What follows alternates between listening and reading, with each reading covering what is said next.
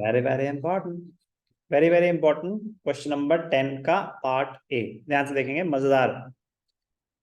Ravi limited forfeited 800 shares of rupees 10 each, 7.50 paid।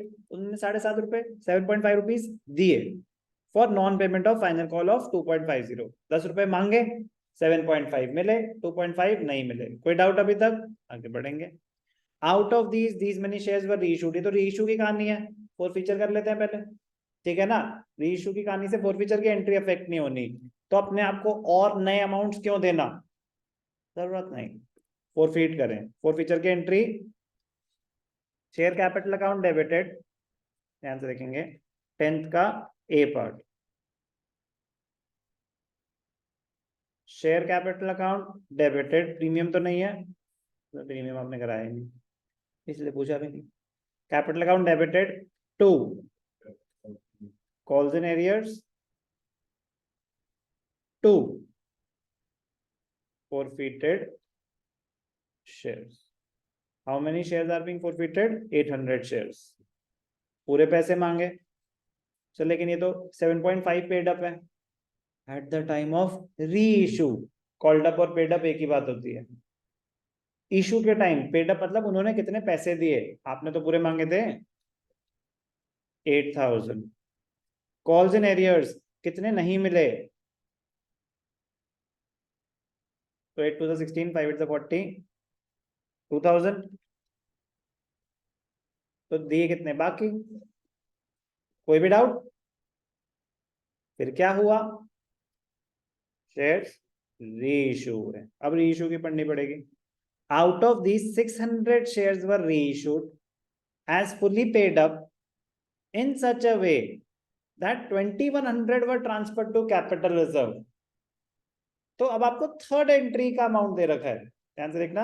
ये तो first entry है, सेकेंड एंट्री होती है रीइश्यू की, थर्ड एंट्री होती है कैपिटल रिजर्व की।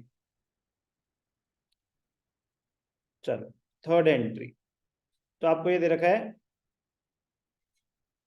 forfeited shares to capital reserve. आपको ये दे रखा है कितना, 2100। फोरफीट हुआ था 6000, वो तो बात की बात है। क्या सारे शेयर्स रीइश्यू हो रहे हैं?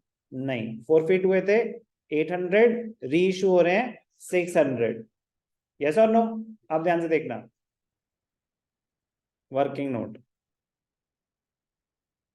Shares forfeited 800, amount forfeited 6000, shares reissued 600, amount forfeited on these shares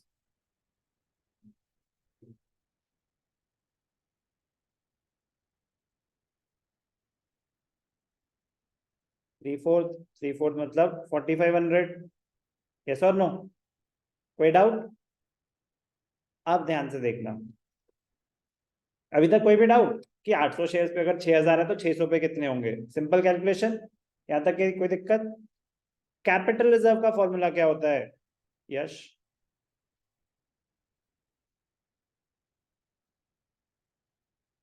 capital reserve क्या? Profit on reissue. जल्दी से बताएंगे फॉर्मूला, नहीं पता तो पास करेंगे। कितनी बार यूज हो चुका है अभी तक, जल्दी बोलो। हाँ उसको बिल्कुल सही बता रहे हो आप, लेकिन उसको क्या मतलब लिखूं, क्या टर्म्स में क्या लिखूं मैं? वो बिल्कुल बताया आपने सही, की कैलकुलेशन वाइज की जितना, किस अकाउंट में डेबिटेड क्रेडिटेड, किस अकाउंट में? Forfeited shares. तो जो फोरफिटेड शेयर्स को डेबिट हो रहा है वो कौन सा अमाउंट होता है? अमाउंट फोरफिटेड किस पे? On shares being reissued. Amount forfeited minus discount on reissue. Amount forfeited minus discount on reissue. Amount forfeited कितना था, डिस्काउंट कितना दिया? सर वही तो नहीं पता, ये पता है कि कैपिटल रिजर्व कितना है। तो x इज इक्वल टू 4500 माइनस 2100, तो क्या आ गया, क्या है ये x, डिस्काउंट ऑन रेशियो। तो आप जनरल एंट्री पास कर लेंगे। Bank account debited, forfeited shares debited to share capital. एक एक करके रुक जाइए। 600 शेयर्स हैं, shares were reissued as fully paid up, उसने बता दिया ना फुल्ली पेड अप, तो यहाँ पे कितना आ जाएगा